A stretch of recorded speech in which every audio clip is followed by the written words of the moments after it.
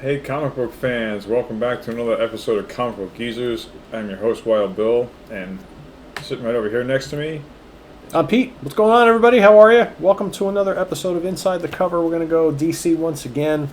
This is a comic that I picked up at Zap Comics in Wayne, New Jersey just a couple weeks ago. You saw me show this off in an episode Kirk and I did.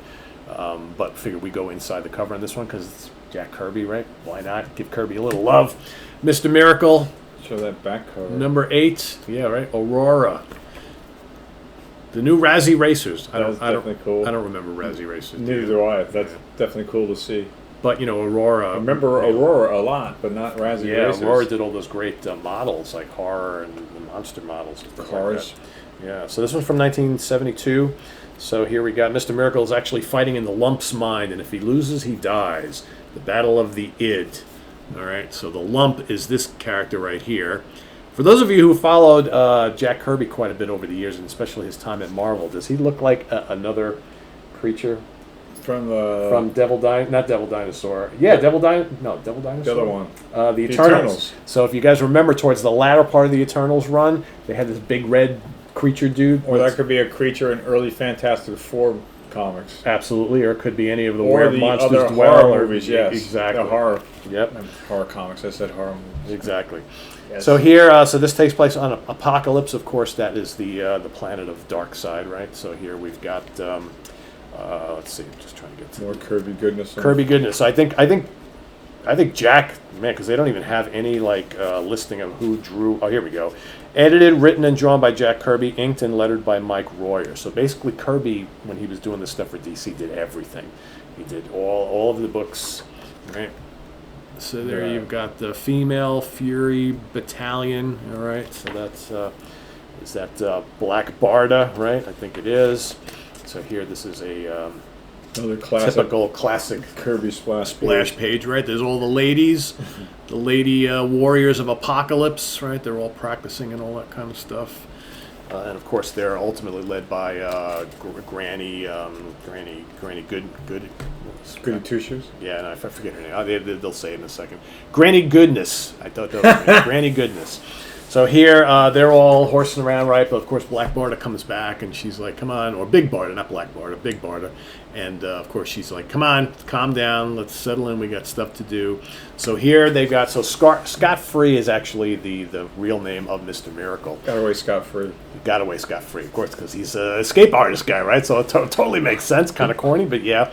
So here he is, he's been captured, right, by Darkseid's and Granny Goodness's minions, right? So he's walking across this kind of like river of something there, and they're going to take him somewhere. And so here, as he's walking, he sees all these creatures reaching up out of the depths of the water or whatever that is, right? And he's one of them grabs him. They almost pull him under, so they got to help him. I really love the art in these Mr. Miracle comics, and I love his costume. I love the combination of like yellow and red on his mask and everything like that. So here, basically what they're doing is their plan is to hook Mr. Miracle up to this machine with the Lump. The Lump is this big giant red creature, as you can see, we talked about on the cover, who basically is like inanimate, but he's got a ridiculously sharp mind. So basically they're like, well, we'll hook them up together and they will battle to the death in this kind of like mind world, and hopefully the Lump will kill Mr. Miracle because we can't seem to get rid of him in real time, right? So here... So they'll kill his brain instead. Exactly, right? So that's what they do here. So they hook them up together and they get them started on this. Then we go back to Granny Goodness, and she's, obviously going to be watching this whole thing. It's almost like when you the old gladiator days when they go into the arena. Yeah, that's basically what they're going to do. Except they're going to be watching what's going on, the battle in the minds. Battle of the brains. Right. So they're going to be watching. It's not going to be a chessboard. No, not at all. For it. they'll be watching on a monitor, right, screen, watching what's going on here. Funny. So she's kind of doing all this plotting right now. So here, what they do? So they've gotten them. They've hooked them up. Got some MODOK. I know, right? That's Granny. That's a woman. What? Yeah, it's a woman. That's Granny Goodness. I'm talking about the brown hair. Oh, that one right there. No, that's Oh, gotcha. Yeah, show them MODOK. Yeah, it's MODOK without all the apparition stuff, right?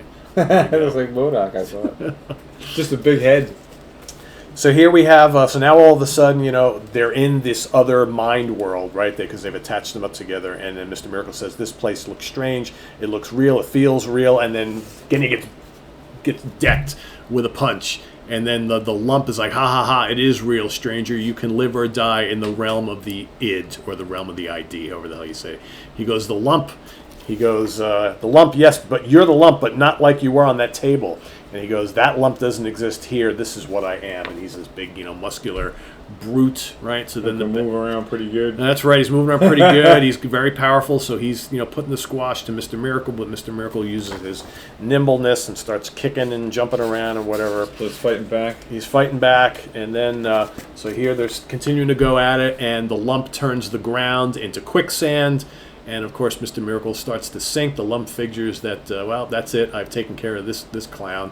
But then, of course, Mr. Miracle is the man who can escape from anything. So what does he do? He somehow manages to come flying out of the quicksand. Right. So meanwhile, the guy who Bill has labeled MODOK Jr., he's watching along. His name is Kanto. Okay, so Granny Goodness and Kanto are watching to see who's going to win this. And of course, Granny Goodness is like, my lump is going to beat and totally defeat Mr. Miracle. So then the fight continues on.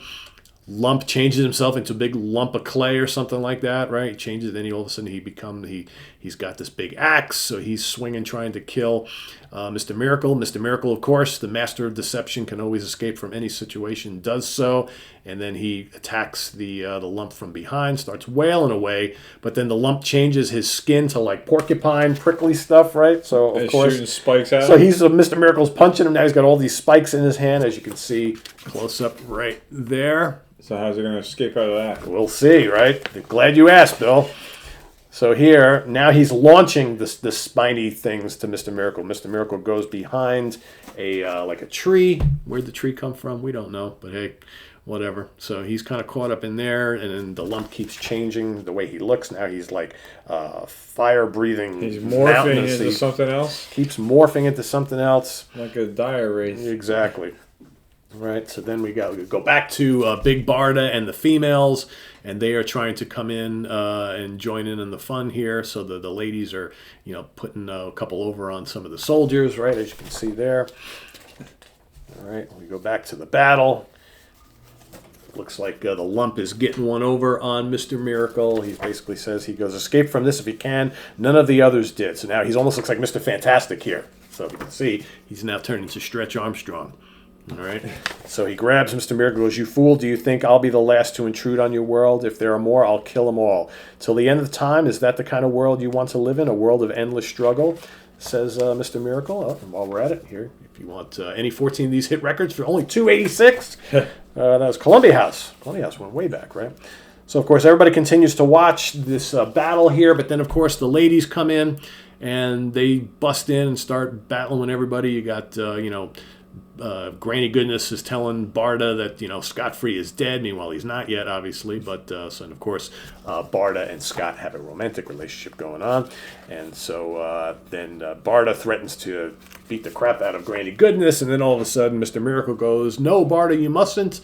So obviously he did not get killed. She's like, Scott, you're alive. They reunite. Somehow he was able to escape from the mind thing that he had going on. Okay. So now he's fine. He got away from those porcupine spikes? He got away from the porcupine spikes. The lump is still a lump on the table. And there's Mr. Miracle, who obviously took off his face mask, and that's Scott Free. He revealed his secret identity as Scott Free, which he generally does. So now he says, I drew up my hand, held this before. So he had some kind of like, I don't know, mirror or something. He goes, I held this before him and struck him a blow with the one weapon he couldn't withstand, the horrible sight of himself. Looks like a prism. So basically that's how he stopped the whole mind control thing. With that prism? With the prism, and as soon as the lump saw what he looked like, the whole thing ended. Right? So now the lump is still... Poor lump.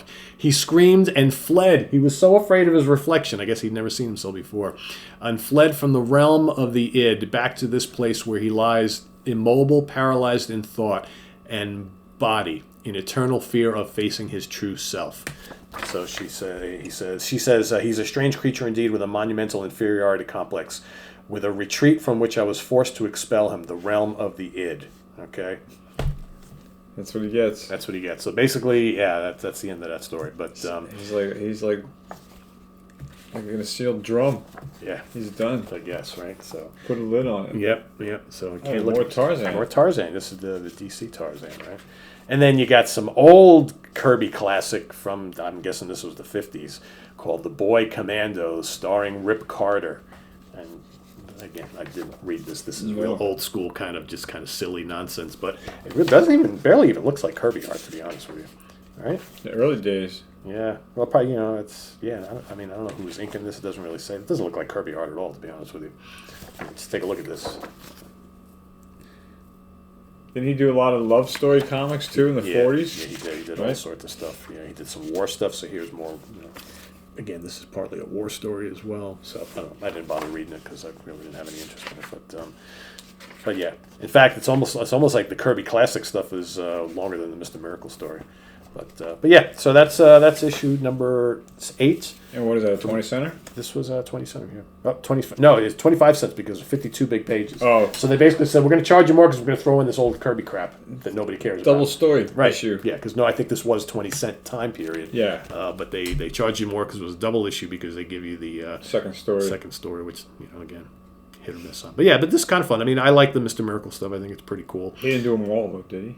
He did, I think, up to issue 16 or 18, something like that, and then he left to DC, and they continued. They took a break from Mr. Miracle, then they came back with it. But it was Mr. Wood at that point. Yeah, it wasn't that good. Yeah, so the Kirby stuff is the best. So anyway, there you have it. Let us know what you think of Mr. Miracle in the comments below, and please click the like button or the notification bell so you'll be kept in the loop every time we have a new video, and share this video with your friends that they don't know about comic book geezers. And thanks for being here, and as always, thank you for your subscriptions, your comments, and your interest in comics as much as us.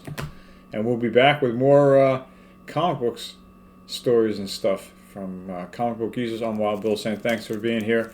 And for Pete, we'll see you next time. All right? Take care, everybody. Bye. Bye-bye.